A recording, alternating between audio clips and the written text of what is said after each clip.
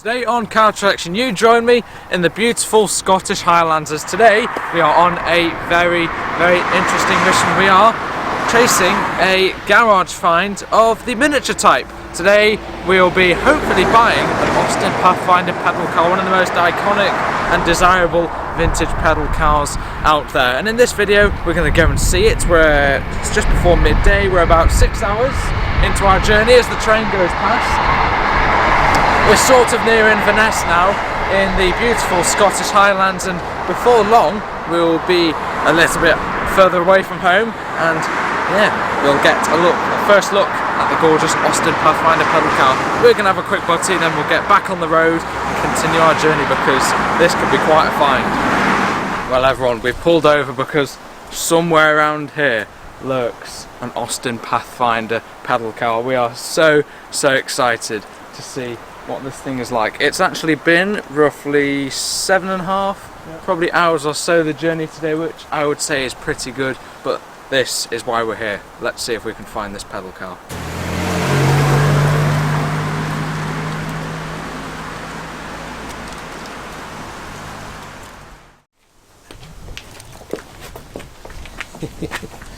Wow. So Hi everyone, here it is. This is Graham. Graham has been driving and messing around with this Pathfinder for 1953, was it? And there it is. Oh yes. there you go.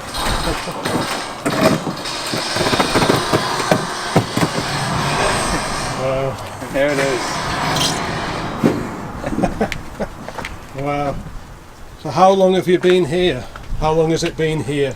How long has it been here? Yeah. Since 2007. Right. So you had this for Christmas, you think? Yeah. And you used it. Where did you live when? Chingford. Chingford. Right, okay. And you ran it for a while, and then your brother took it over. He took it over. I think once I got a two-wheeler that I could ride effectively, which was a lot faster than the pedal car. Right. I sort of converted to a bicycle, and he took that on. Yeah. Wow. It's amazing. It's amazing that it survives, and it's amazing that you still have it. Yeah, well, I had intended getting it rebuilt for my grandsons, but life intervened. Yes. And it never happened. Right. And those are the holes where the bonnet strap buckles go. And the little champion plugs. They're great. Yes. The little J8 spark plugs. So presumably you've moved house a few times. Oh yeah. But it's been several times around the country. So they only made for like a year, didn't they? It was about a year, I think. 49. I'm not aware. I thought it was 1949. 2 or 3 years before they moved over to the wider bodied one. Yeah, like the J40, wasn't it? Yeah. Not much of the seat left. Wow. Oh, that's an incredible. Pretty cool garage find, isn't it? Amazing thing.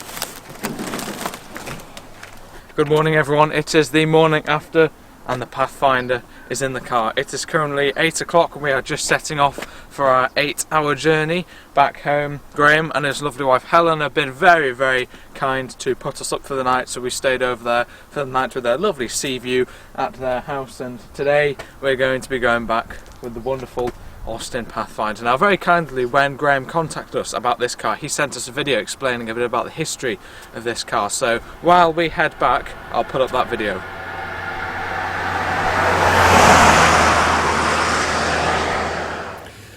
This lad in the photo, gazing wistfully at this dilapidated Austin Pathfinder pedal car, 750cc racer, is my then 4-year-old son, now 42.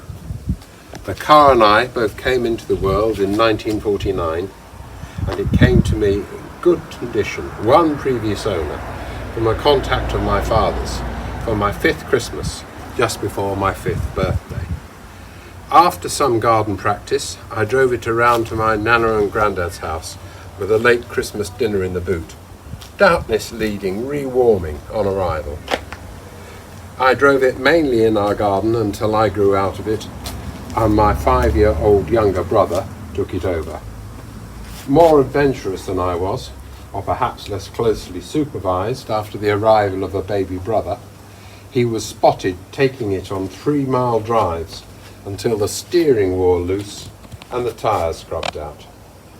It then languished for many years in my father's garage until I acquired a house with a big enough garage to take it and our car.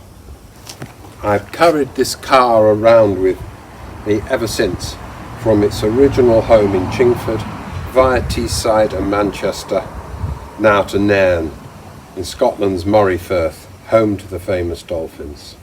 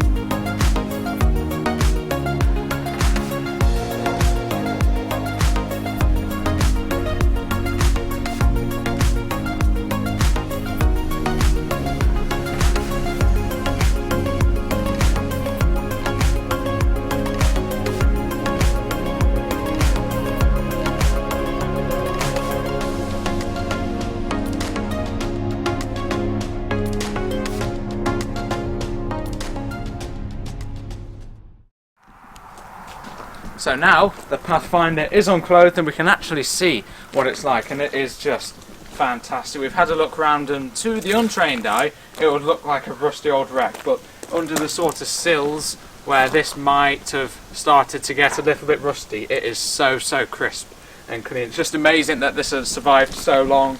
Probably we were trying to work this out earlier. Last turned a wheel with a child in it, probably mid to late 50s, or something that's just been sat in garages for years and years and years, and thankfully those were dry garages, and that's why this is preserved so well. We've got lots of negative camber around the front. I think the previous owner was looking at sort of something which we'll have to investigate now with the front axle. Sadly he wasn't able to restore it for his grandchildren. With this one we can have as much camber as we want because this one's not on yet, so that's one of the things that we're going to have to sort out. Obviously we're going to try and get this all nice, but not too nice. We're going to try and get it so that it sort of looks like what it would have been 5 years old, because we don't want it too shiny, because we want to maintain some original things. So speaking of that, Dad, if you come over here, Okay. you've got like the original dash and things. Most people would say that's pretty roached out, you can't see it, but we're not like that. We're weird, we like original things.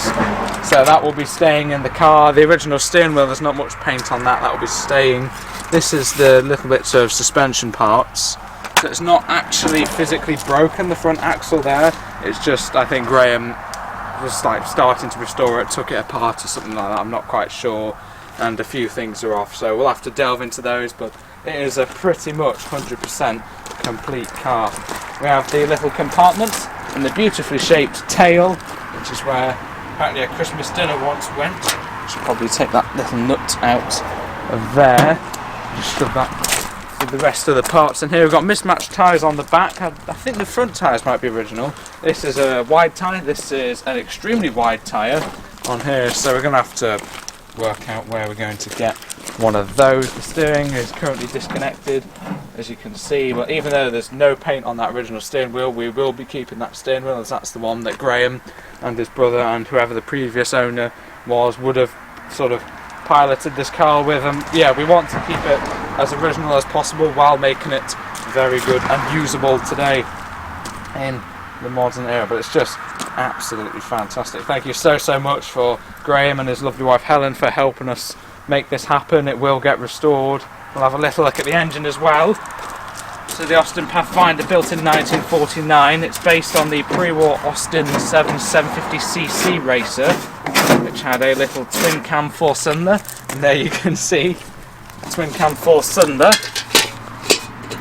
Of course, the Austin Pathfinder was the predecessor to the Austin J40, which Dad has had a couple of, which is a much wider pedal car based on the Austin Devon, but this is the Racer before, and both of those, the J40 and the Pathfinder, had spark plugs which are apparently rejects from real Austin cars.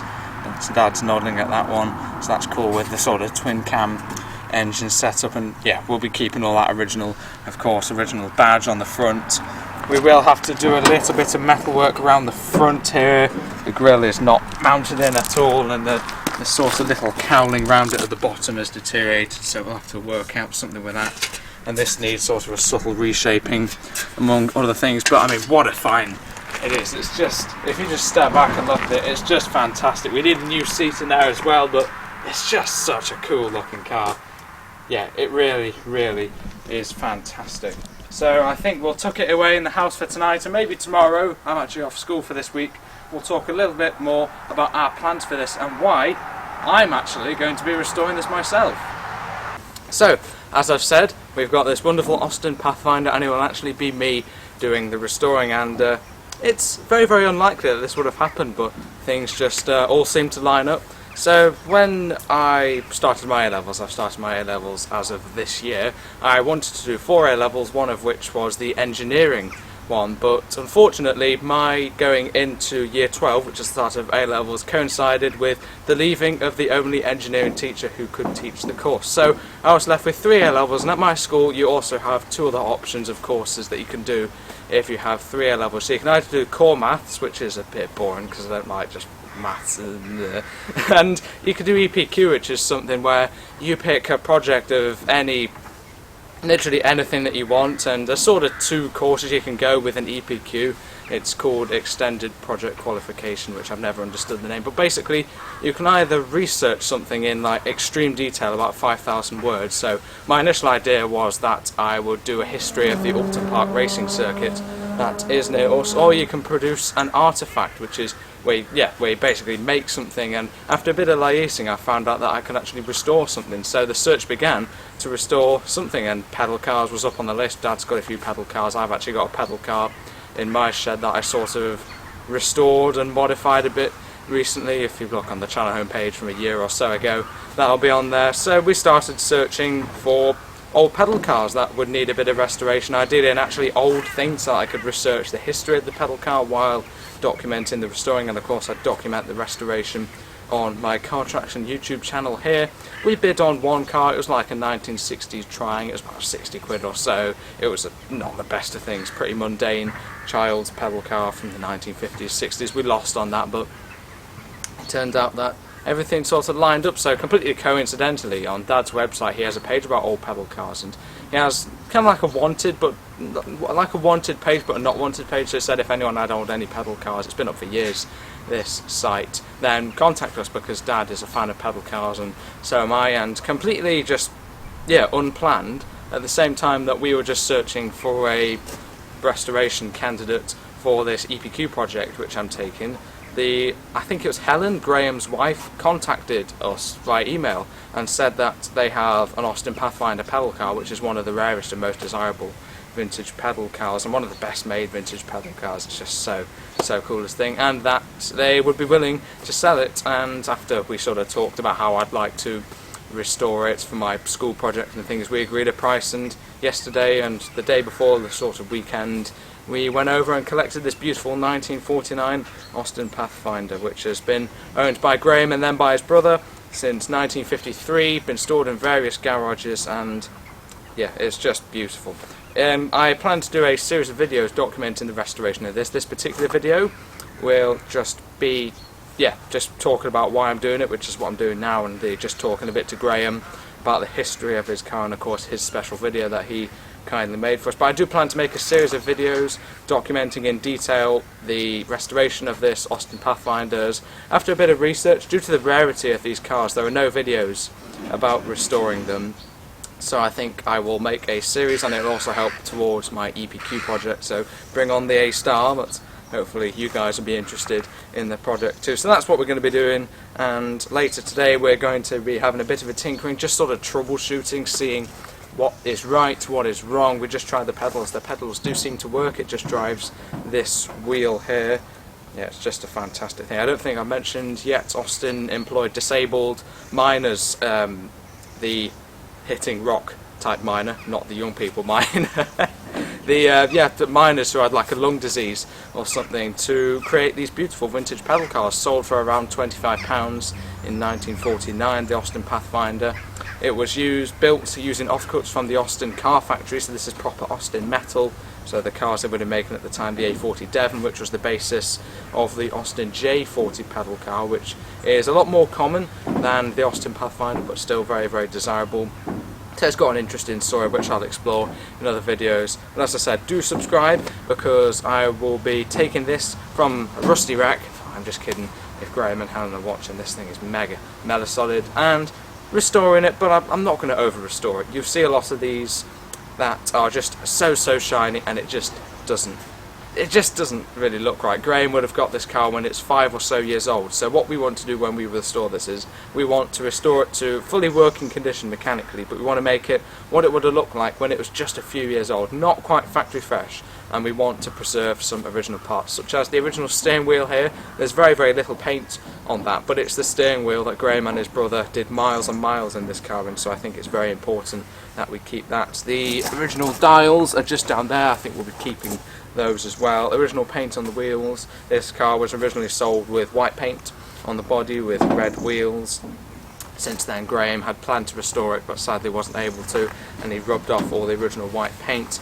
Although there is some white paint still on the interior, so what we do with that I don't quite know yet. We obviously need to get a seat as well. There's a lot of things to do, so it should keep us busy for the next year or so.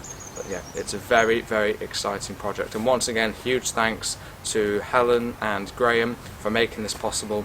And yeah, so we're coming to the end of this particular video. I will be doing a bit of tinkering later, but that will appear in the first video in the sort of restoration series later on. So yeah, do subscribe.